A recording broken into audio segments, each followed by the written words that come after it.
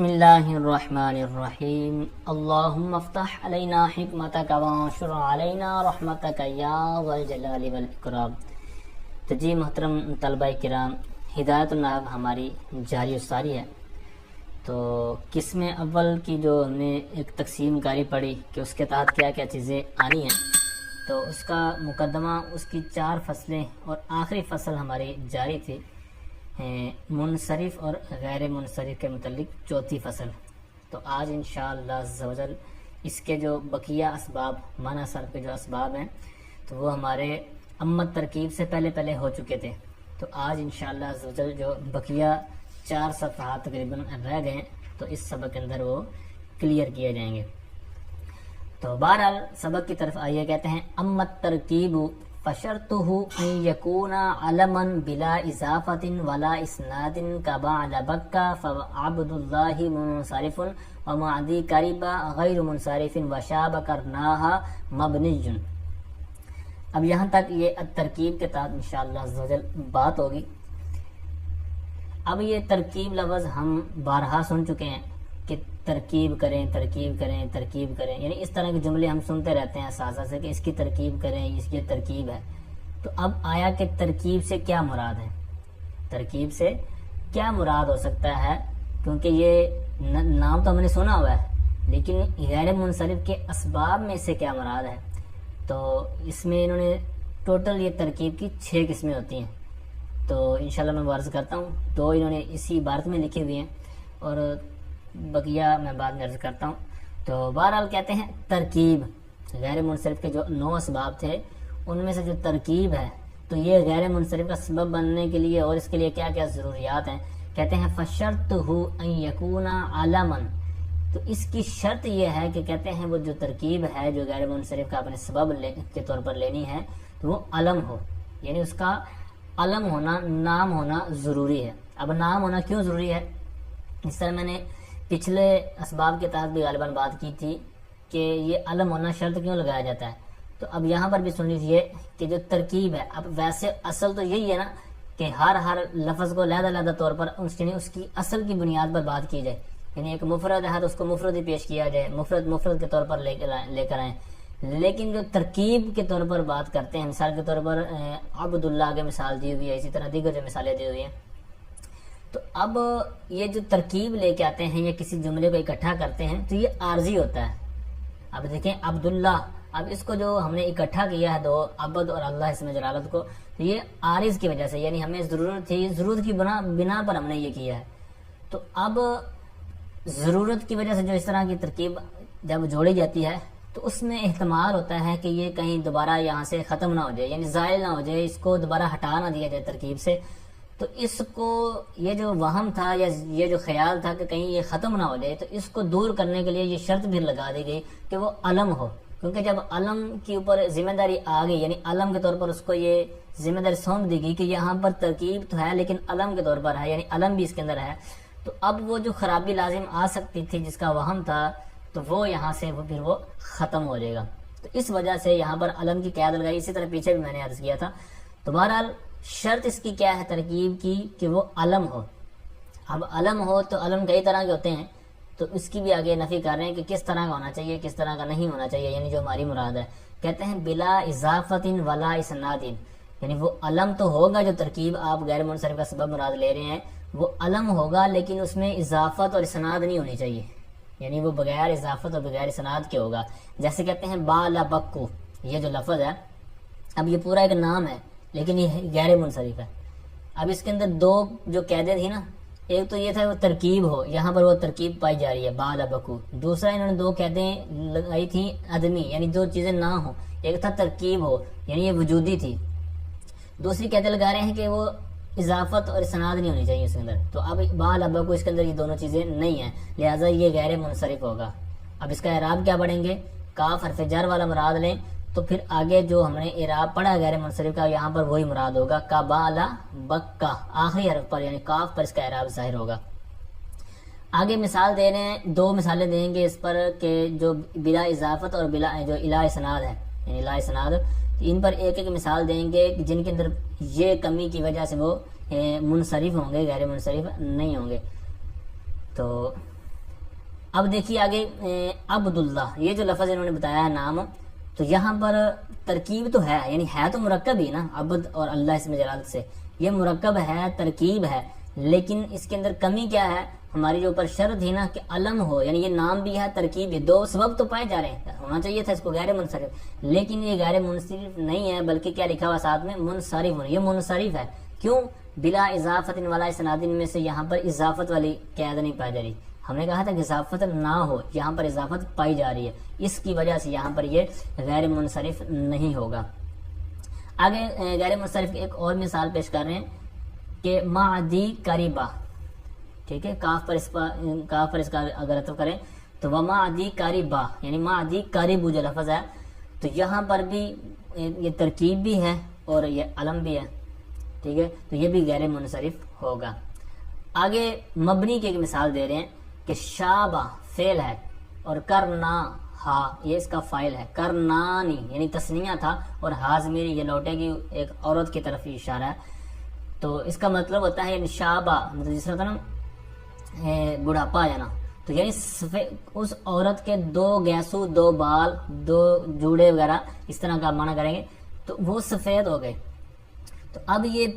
اس کے اندر اسناد والا معاملہ ہے، جنہیں اوپر دو قیدیں تھی نا، تو اس قید کے یہاں پر انہوں نے اوپر کہا تھا نا کہ اسناد نہ ہو، تو یہاں پر اسناد ہے، چونکہ اسناد نہ ہو تب ہونا تھا یہ ترکیب اور علم کی وجہ سے وہاں پر یہ غیر منصرف، لیکن وہاں پر جو قید ہے وہ یہاں پر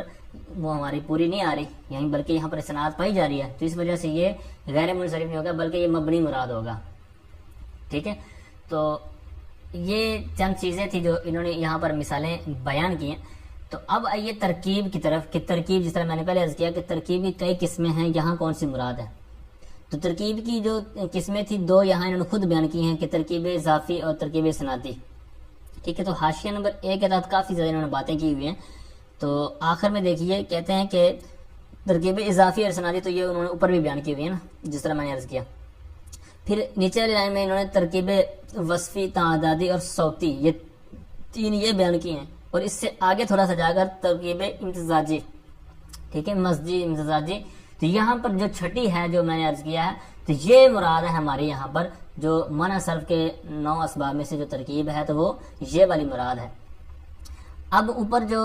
چند مثالیں بیان ہوئی ہیں، بال، بکو اور اسی طرح معدی قریب، ان کے تحت انہوں نے کچھ لکھا ہوا ہے کہ بال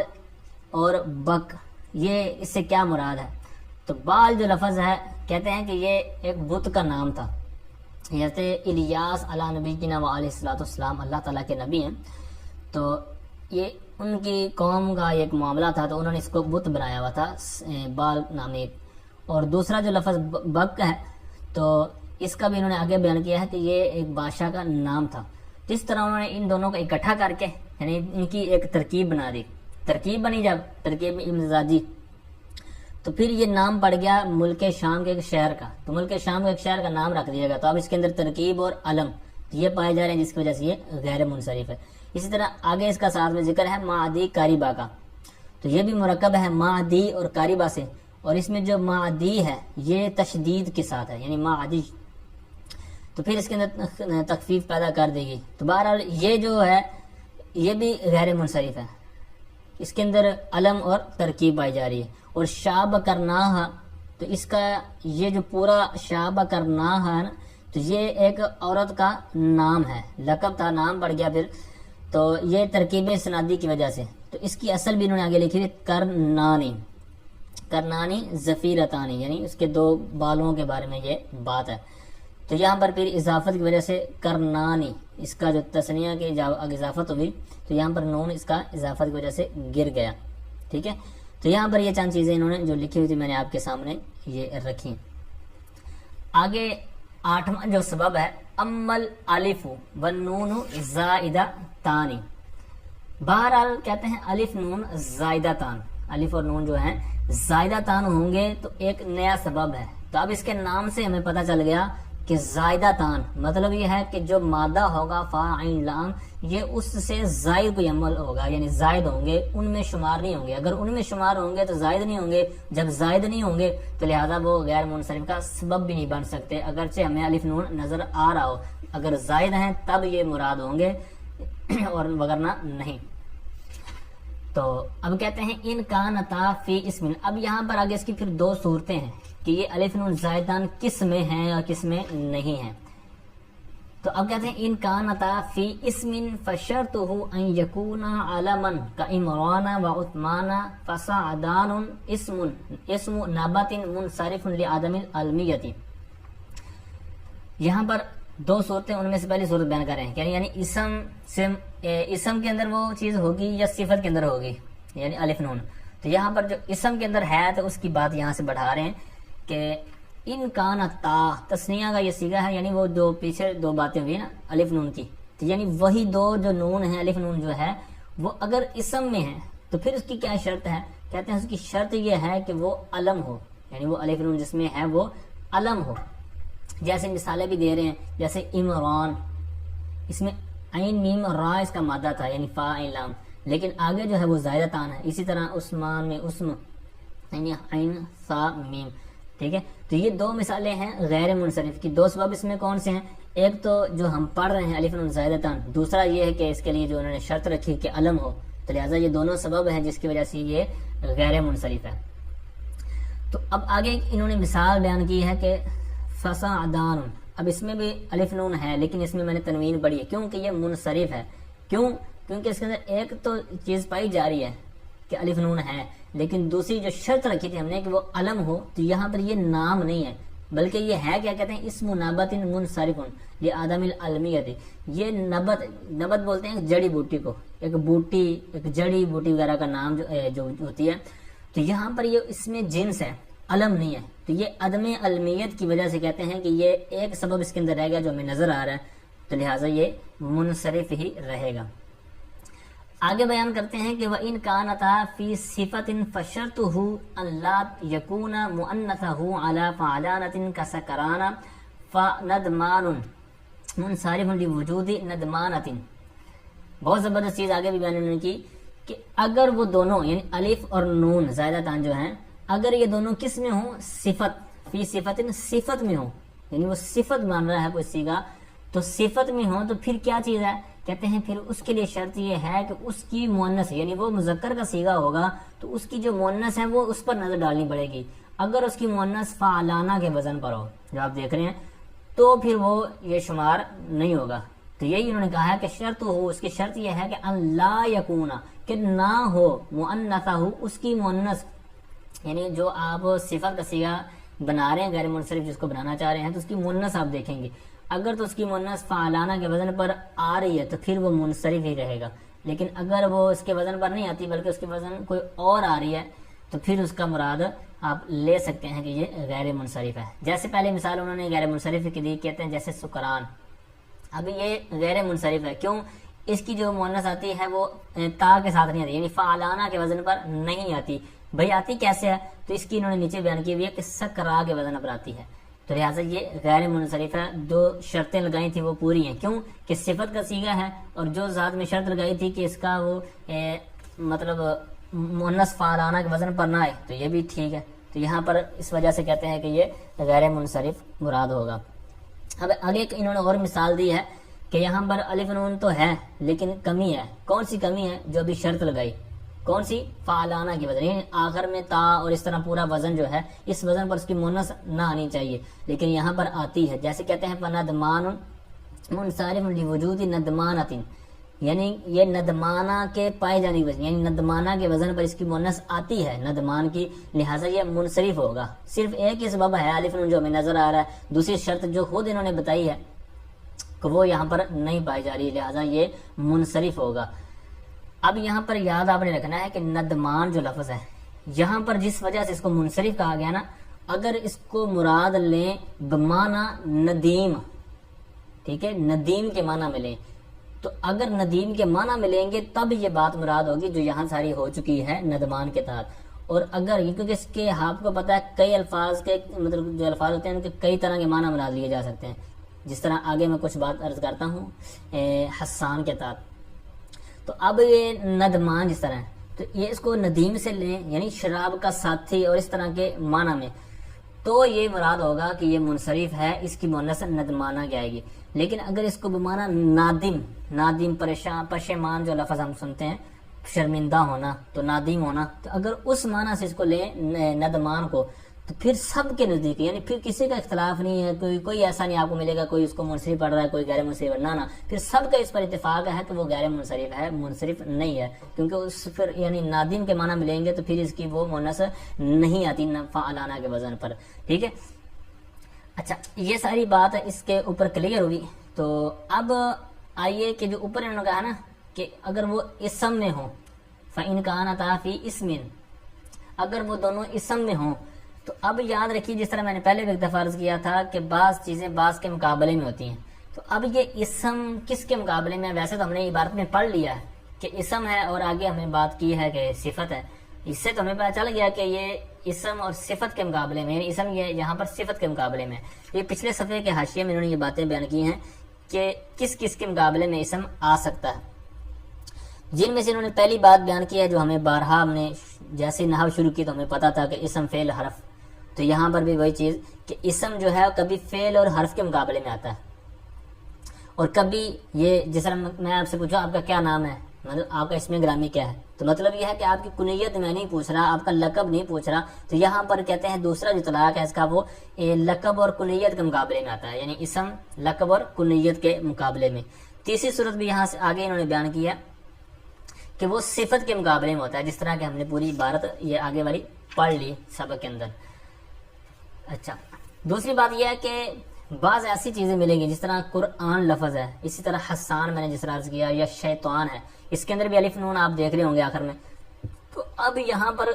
کس وجہ سے یہ منصرف ہوگا یا غیر منصرف ہوگا، اس میں کیا ہم نے یاد رکھنا ہے،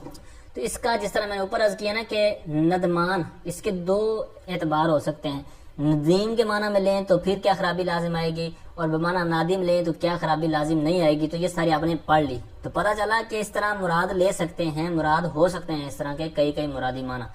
تو اس طرح اس کا بھی کچھ معاملہ ہے۔ قرآن لفظ جو ہے اگر اس کا کاف اور نون مادہ لیں نا تو اب یہ اس کا اصل ہوا، تو اس لیے فرماتے ہیں، اسی طرح آگے حسان ہے، اس کا ہا سین نون اور شیطان شین طا نان، تو اب چونکہ یہ اس کے اصل مادے میں شامل ہو گیا نون، تو اب قرآن جو لفظ بنا، حسان بنا، شیطان بنا، تو یہ الف نون جو آخر والے ہیں تو یہ زائد تو ہوئے ہی نہیں، کیونکہ ہم نے قید کیا لگائی، 8ویں سورت کیا پڑھی کہ الف نون زائدہ تان ہو، لیکن ان مثالوں میں تو ہم نے جو مادہ لیا ہے اس کے اندر تو نون پہلے ہی موجود ہے، تو لہٰذا یہ زائد جب نہ ہوئے تو پھر یہ غیر منصرف کا سبب کے طور پر بھی نہیں ہوں گے، کیونکہ یہ نون اس کا اصلی مراد ہوگا۔ تو اب اگر اس کو غیر منصرف اگر کوئی پڑھتا ہے تو پھر کیا صورت ہوگی، عموماً قرآن پاک میں آپ دیکھیں گے لیکن وہاں پر یہ منصرف ہی استعمال ہوا ہے۔ بہرحال جو فنی چیزیں ہیں وہ آپ دیکھ لیجئے گا کہ دوسرا کہ اگر اس کو بالفرض غیر منصرف بنانا ہو تو پھر کیا طریقہ کار ہوگا، تو پھر ہمیں اس کا مادہ چینج کرنا پڑے گا، مطلب شیطان جو ہے اس کا مادہ، جس طرح کہ بڑی تفاسیر کے اندر بھی اس پر بحث کی گئی ہے کہ یہ اس کا اصل کیا ہے، تو اس پر پھر ہم نون کو ہم نے ختم کرنا پڑے گا، تو نون کو ختم کریں گے تو وہ شین یا طا یا شین ڈبل طا، تو اس طرح مراد لے سکتے ہیں اس کا مادہ۔ اور حسان جو لفظ ہے اس کا انہوں نے حاشیہ 1 میں انہوں نے بیان کیا ہا سین سین، یعنی ہا اور سین مشدد، اس سے اگر مراد لیں تو پھر الف نون زائد آ جائے گا۔ اور قرآن جو لفظ ہے اس کا نون ہٹا کر ہم اگر قرات لیں، قرات سے اس کو قرآن کو مانیں تب یہ غیر منصرف بن جائیں گے، ٹھیک ہے، یہ ساری چیزیں جو آپ نے سماعت کی ہیں اسی حساب سے۔ بہرحال آگے آئیے 9ویں سبب کی طرف، کہتے ہیں اما وزن الفعل فشرطه ان يختص بالفعل، تو بہرحال کہتے ہیں وزن فعل، تو اس کی شرط یعنی وزن فعل کی شرط یہ ہے کہ وہ فعل کے ساتھ خاص ہے، یعنی جس وزن کو آپ مراد لے رہے ہیں تو وہ ایسا وزن ہونا چاہیے کہ جو فعل کے ساتھ خاص ہو، کیونکہ وزن کی پھر کئی اقسام ہیں، حاشیہ نمبر 2 کے تحت انہوں نے بیان کی ہیں کہ یہاں جو مراد ہے نا وزن فعل، کہتے ہیں وہ اسم کا ایسے وزن پر ہونا کہ جو فعل کے اوزان میں سے شمار کیا جاتا ہو، اس وزن پر ہونا چاہیے، کیونکہ آگے علم سے کہہ رہے ہیں کہ اوزان کی پھر 3 قسمیں ہوتی ہیں، کہ بعض اوزان آپ کو جو ملیں گے وہ اسم کے ساتھ ہی خاص ہوتے ہیں، اور بعض جو ہیں وہ فعل کے ساتھ خاص ہوتے ہیں، اور بعض وہ سانجے ہوتے ہیں، مکس ہوتے ہیں، یعنی اس سے اسم کو میں مراد لیا جاتا ہے اسی وزن پر اور فعل بھی اسی وزن پر پایا جاتا ہے، تو اس طرح 3 قسمیں بنتی ہیں، اسم کے ساتھ خاص، فعل کے ساتھ خاص، یا دونوں میں مشترک۔ تو اب یہاں پر جو مراد وہی آپ نے اوپر سن لیا کہ وہ اوزان جو فعل کے اوزان ہیں ان میں سے وہ وزن شمار کیا جاتا ہو، یہ یختص بالفعل سے ہماری مراد ہے۔ ٹھیک ہے. تو اب یہاں پر پہلی صورت یہ ہے کہ وہ فعل کے ساتھ خاص ہو. پھر آگے جو صورت بیان کریں گے وہ کریں گے کہ دونوں میں اگر مشترک ہے تو پھر ہم کچھ قیدیں لگائیں گے, کچھ شرطیں لگائیں گے, اس کی شرط پر ہو تو پھر یہ مراد ہوگا. بہرحال جو پہلی تھی وہ آپ نے سن لیا کہ وہ فعل کے ساتھ خاص ہونا چاہیے. ابھی یہ فعل کے ساتھ خاص ہونے کی شرط اسی وجہ سے لگائی کہ عموماً اس وزن پر نہیں ہوتے, تو یہ خلاف گویا کہ خلاف عادت کام ہوا, تو جس کی وجہ سے ثقل پیدا ہو گیا, تو لہٰذا پھر اس کو غیر منصرف کے اندر شمار کیا گیا. تو دوسری صورت بیان کرتے ہیں کہ ولا یوجد فی الاسم الا منقولا عن الفعل كشمر وضرب وان لم يختص به فيجب ان يكون في اوله احدى حروف المضارعه ولا يدخله الهاء كاحمد ويشكر وتغلب ونرجس فيعمل منصرف لقبولها الهاء كقولهم ناقه يعملة. یہاں پر بہت زبردست چیزیں بیان کی انہوں نے کہ اور وہ نہ پایا جاتا ہو اسم میں, فی الاسم الا منقولا, یعنی اسم میں پایا گیا ہے تو لیکن اس کی صورت کیا ہونی چاہیے, کہتے ہیں وہ نہ پایا جائے اسم میں مگر الا منقولا عن الفعل, مگر یہ کہ فعل سے نقل ہو کر, یعنی فعل سے اس کو نقل کر کے ہی اسم میں وہ استعمال ہوتا ہو. جیسے مثالیں دے رہے آگے, شمرا, اس کو آپ وزن بنائیں کہ آپ کس وزن پر اس کی آپ نے گردان یاد کی ہے, تو آپ کہیں گے کہ سرفا, تو بالکل صحیح پہنچے آپ کہ شمرا یہ سرفا کے وزن پر باب تفعیل سے ماضی کا صیغہ ہے. اب ماضی کا صیغہ ہے لیکن ہے یہ اسم کیوں؟ کیونکہ یہ انہوں نے پچھلے صفحے پر حاشیے میں انہوں نے بیان کیا ہے کہ یہ کیا چیز ہے. تو یہ انہوں نے کہا تھا کہ حجاج بن یوسف کے گھوڑے کا یہ نام ہے. اب یہ نام ہو گیا, گویا کہ اسم ہو گیا, حالانکہ ہے کیا وزن. تو یہی انہوں نے بیان کیا کہ وہ بالکل منقول ہو کر استعمال ہوتا ہو. تو حالانکہ یہ پہلے جو صیغہ تھا یہ دامن سمیٹنے کے معنی میں تھا, ماضی کا صیغہ, لیکن آگے جو صیغہ ہے دوریبا, اس کو مجہول پڑھیں گے. تو اس کا بھی پیچھے انہوں نے کچھ ذکر کیا ہے پچھلے اسی صفحے پر کہ ایک ایسے آدمی کا یہ نام پڑ گیا ہے کہ جس کو بہت زیادہ پیٹا گیا, مارا گیا, تو یہ اس کا نام پڑ گیا. تو اس کے اندر بھی دو سبب, وزن فعل اور اس کا نام جو پڑ گیا, تو یہ دو سببوں کی وجہ سے, حالانکہ یہ دوری با یہ فعل کا صیغہ ہے جو ہم نے گردانے یاد کیے ہیں, دوری با, تو یہاں پر دوری با اسی صیغے پر, تو لیکن چونکہ یہ فعل سے نقل ہو کر منقول ہو کر اس میں استعمال ہوتا ہے, تو یہی انہوں نے دوسری صورت بیان کی ہے ولا یوجد سے, کہ ولا یوجد فی الاسم الا منقولا عن الفعل. یعنی پہلی پیچھے صورت تھی کہ فعل کے ساتھ ہی خاص ہو, دوسری صورت یہ ہے کہ اسم میں پایا جاتا ہے لیکن وہ فعل سے منقول ہو کر پایا جائے, جیسے دو مثالیں انہوں نے دی. تو کہتے ہیں وَإِن لَمْ يُخْتَصَّ بِهِ, اگر وہ فعل کے ساتھ خاص نہیں ہے تو پھر کیا کیا چیزیں لگانی ہیں. تو کہتے ہیں کہ فَيَجِبُ أَن يَكُونَ فِي أَوَّلِهِ إِحْدَى حُرُوفِ الْمُضَارِعَةِ, پھر کہتے ہیں کہ واجب ہے کہ اس کے شروع میں, یعنی جس آپ جو مطلب فعل کے ساتھ خاص نہیں ہے, اور اگر آپ اس کو غیر منصرف مراد لینا چاہتے ہیں لیکن پھر اس وزن کو باقاعدہ فعل کے ساتھ ایک سکیچ بنانے کے لیے, فعل کے ساتھ شکل دینے کے لیے انہوں نے کچھ صورتیں بیان کی کہ حروف مضارع جو حروف عطین ہیں ان میں سے ایک اس کے سامنے ہونا چاہیے.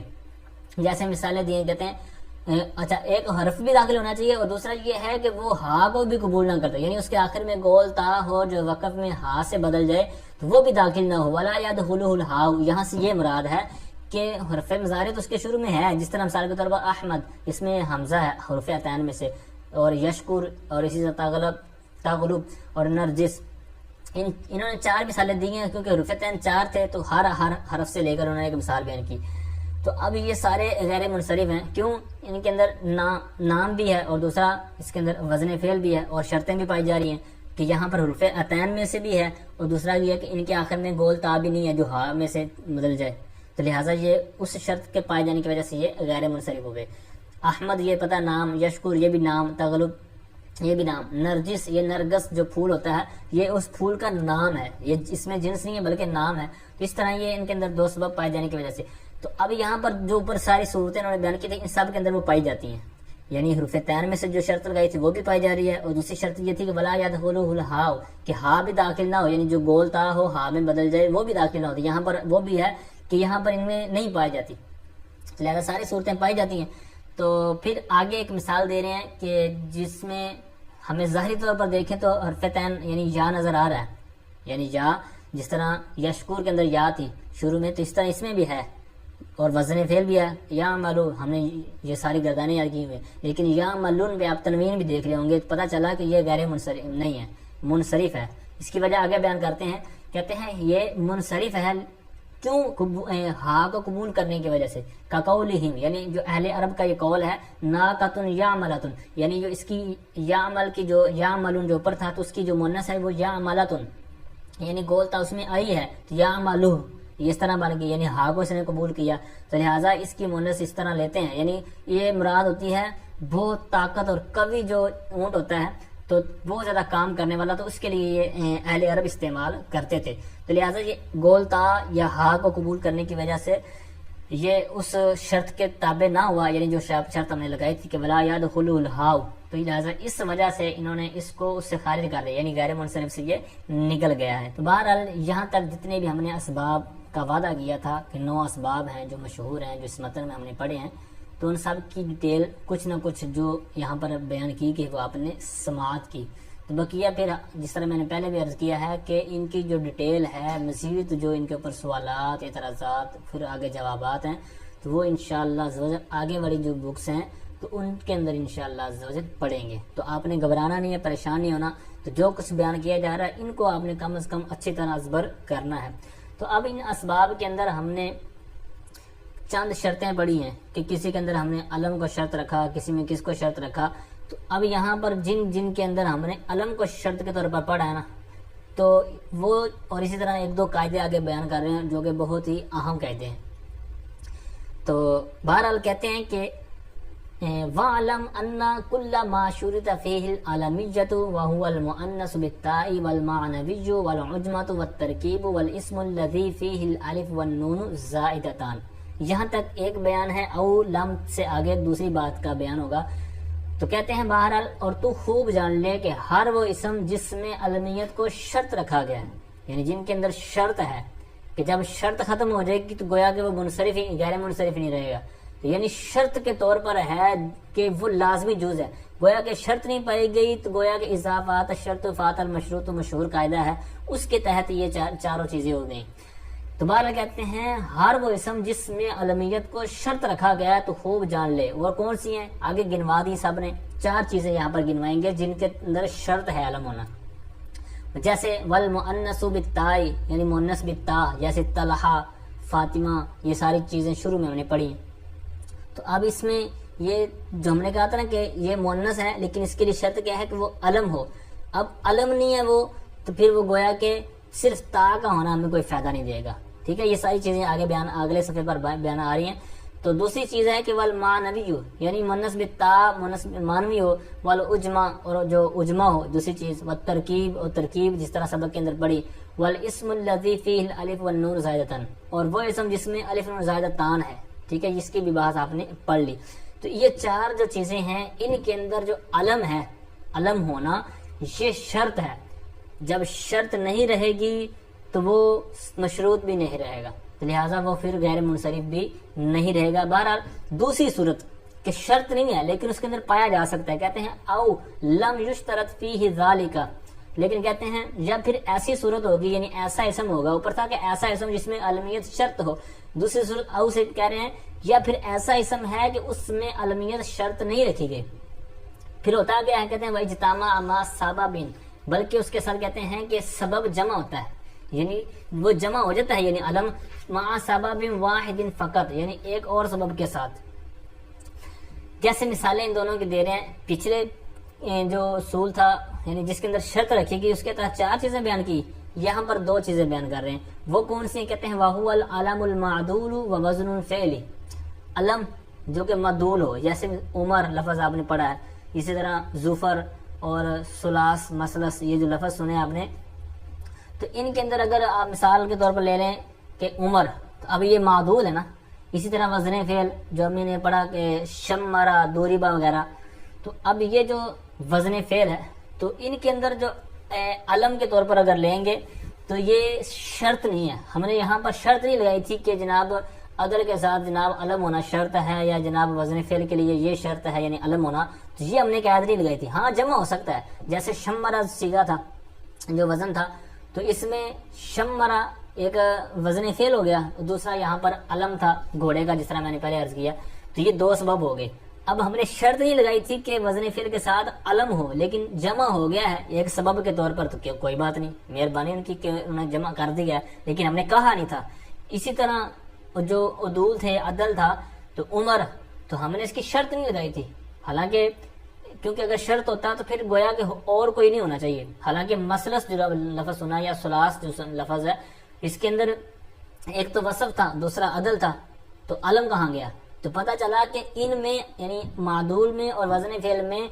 یہ علم ہونا شرط نہیں تھا. اگر پایا جائے تو پھر بھی مطلب ٹھیک ہے، چل جائے گا، لیکن ضروری نہیں تھا، ہم نے شرط نہیں رکھی تھی. تو یہی انہوں نے یہاں پر بیان کیا کہ دو چیزیں کہ جن کے اندر یہ شرط نہیں ہے بلکہ جمع ہو سکتا ہے دوسرے سبب کے ساتھ. یعنی ایک سبب کے طور پر وہ ہوگا اگر وہ آ جائے علم کے طور پر، دوسرا اس کا وہ خود ہوگا یعنی عدل یا وزن فعل. تو یہاں پر یہی انہوں نے بیان کیا ہے. تو بات کہتے ہیں کہ اذا نکرا صرفا، کہ جب یہ نکرا کر دیے جائیں گے تو یہ منصرف ہو جائیں گے، یعنی پھر جائیں گے، یعنی ان کا راہ پھر چینج ہو جائے گا کہ غیر منصرف سے منصرف کی طرف لوٹ آئیں گے. اب یہ دونوں صورتوں کا انہوں نے بیان کر دیا کہ اذا نکرا صرفا، یعنی چار صورتوں والی جو چار مثالیں پیچھے بیان ہوئی تھی، یا دو صورتیں یہ جو معدول اور وزن فعل والے. اب دونوں کے طور پر کون کون سا نقصان ہوگا؟ کہتے ہیں جب یہ نکرا کر دیا جائے تو پھر کیا ہو جائے گا؟ منصرف ہو جائیں گے. جیسے کہتے ہیں اما فی القسم الاولی، قسم اول میں، یعنی جس میں شرط رکھی گئی تھی، جو پہلی صورت بیان ہے جس کے تحت چار انہوں نے بیان کی تھی، مؤنث بتا اور اسی طرح آگے والی چیزیں. تو بہرحال کہتے ہیں پہلی جو قسم تھی پچھلے صفحے والی، کہتے ہیں اس میں وہ نکرا بنانے سے منصرف کیسے ہو جائے گا؟ حالانکہ وہ تو غیر منصرف تھی، تو نکرا کرنے سے وہ ساری خرابی کیسے لازم آ رہی؟ کہتے ہیں فالی بقاء الاسم، اسم کے باقی ہونے کی وجہ سے، بلا سبب، بغیر سبب کے، یعنی کوئی سبب ہی نہیں رہ جائے گا. مثال کے طور پر لفظ تھا جو میں نے مثال کے طور پر بیان کیا تھا، طلحہ، فاطمہ. اب اس میں دو سبب تھے، ایک علم اور دوسرا تانیث. تو یہ دو سببوں کی وجہ سے کیا ہو گیا تھا؟ غیر منصرف. تو یہاں پر اگر یہ قاعدہ لگائیں اذا نکرا صرفا،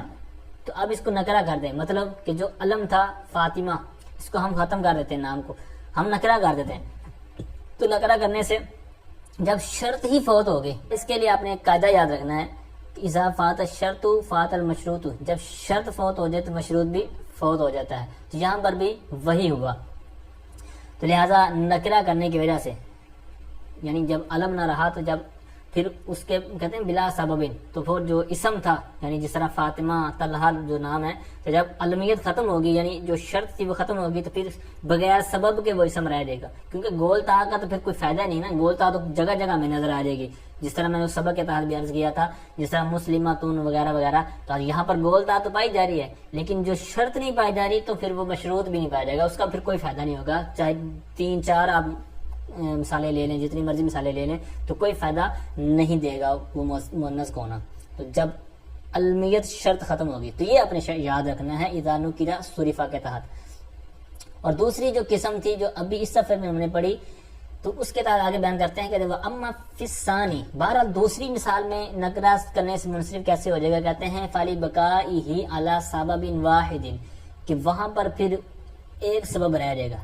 حالانکہ غیر منصرف کے ہونے کے لیے آپ نے بھی شروع میں پڑھا ہے کہ 2 سبب ہونے چاہیے، یا ایک سبب ہو جو کہ 2 کے قائم مقام ہو. ٹھیک ہے، پھر 2 کے قائم مقام کون کون سے ہوتے ہیں یہ آپ نے پیچھے پڑھ لیا ہے، جیسے حبلہ، حمرا وغیرہ. تو یہاں پر اب یہ جو مثالیں 2 اوپر انہوں نے بیان کی، معدول اور وزن فعل. اب اگر معدول میں ہم مثال کے طور پر لیتے ہیں عمر کو، اب ہم عمر کو لیتے ہیں تو اب اس میں ایک سبب ہو گیا علم، دوسرا ہے کہ وہ عدل. اب علمیت یہاں پر شرط نہیں ہے، اگر شرط ہوتی تو یہ بھی اسی تحت آ جانا تھا بلا سبب، یعنی اسم کا بغیر سبب کے باقی رہ جانا. تو چونکہ اس میں علمیت شرط ہے ہی نہیں، ٹھیک ہے، یہ عدل یعنی معدول اور وزن فعل میں، تو چونکہ اس میں شرط نہیں ہے تو اب یہاں اس سے ہٹ کر تھوڑا سا معاملہ آئے گا. تو کہتے ہیں جب اس کا علم ختم کر دیا، حالانکہ ہم نے شرط تو رکھا ہی نہیں تھا، جب اس کو نکرا کر دیا گیا تو نکرا ہونا ہی صرف اس کا ختم ہوا ہے، بقیہ جو اس کا عدل ہونا ہے وہ تو باقی رہے گا. ٹھیک ہے، تو یہاں پر جب ہم نے عمر کا ہم نے یا ظفر کا علم ختم کر دیا، نکرا کر دیا، یعنی علم کو ختم کر کے نکرا کیا، تو اب صورت رہ جائے گی صرف عدل والی. تو اب ایک سبب رہ گیا، حالانکہ ایک سبب کے ساتھ کوئی غیر منصرف نہیں ہوتا، کیونکہ یہ عمر جو لفظ ہے اس کے اندر صرف عدل پایا جا رہا ہے، اور عدل ہونا یہ 2 کے قائم مقام تو ہے نہیں کہ جس کو ہم مان لیں کہ یہ غیر منصرف ہے. تو اس لیے ایک سبب رہ گیا، یہی انہوں نے آگے بیان کیا ہے کہ وَأَمَّا فِي الثَّانِي فَلِبَقَائِهِ عَلَى سَبَبٍ وَاحِدٍ، کہ اس کو جب نکرا کریں گے دوسری صورت کو تو صرف ایک سبب رہ جائے گا. अला सबबिन, तो इसके मुनसरिफ होने की क्या वजह है, तो ये फाली बका से इन्होंने बयान किया कि एक सबब पर बका की वजह से। जैसे सब की आगे मिसालें भी दे रहे हैं, जैसे कहते हैं जाअनी तलहतु व तलहतुन आखर। अब पहला जो लफ्ज है ना तलहा, ये है गैर मुनसरिफ, यहाँ पर तलहा तू आएगा, तुन नहीं आएगा, क्योंकि गैर मुनसरिफ का अराब जो आपने हुक्म पढ़ा है वो यही है कि उस पर तनवीन भी नहीं आएगी और कसरा भी नहीं आएगा। और यहाँ पर हमें सिर्फ फाइल चाहिए, जाअनी का, जाअनी फेल और याजमीर इसका मफूले भी, और तलहा हमें आगे फाइल चाहिए, तो फाइल का हालत रफ़ी में होता है, तो इसका हमने तलहा तू पढ़ेंगे। और आगे वाला जो तलहा है इसके ऊपर तनवीन आप देख रहे होंगे, तो ये है नकीरा, यानी पहले जो मारफा था और एक अलम के तौर पर था, तो यहाँ पर जब इसको आगे नकरा कर दिया तो इस पर तनवीन आ गई। अब इस तरह का नाम तो नकरा हो सकता है, मिसाल के तौर पर एक कमरे में जनाब 10 बंदे बैठे हुए एक ही नाम के, हम किसी को मुतय्यन किए बगैर पुकारें, मुतय्यन हो जाता ना, मतलब उसके वालिद का नाम लेकर या कोई और इशारा वगैरह देकर मुतय्यन हो जाए, लेकिन बगैर निशानी के, बगैर इसी तरह की कोई तकसीम करे किए उसको बुलाएं कमरे में से किसी एक को। इस तरह जब ये कहा गया ना कि तलहा आया और एक और तलहा आया, तो पहला जो तलहा है ये है मुअय्यन था,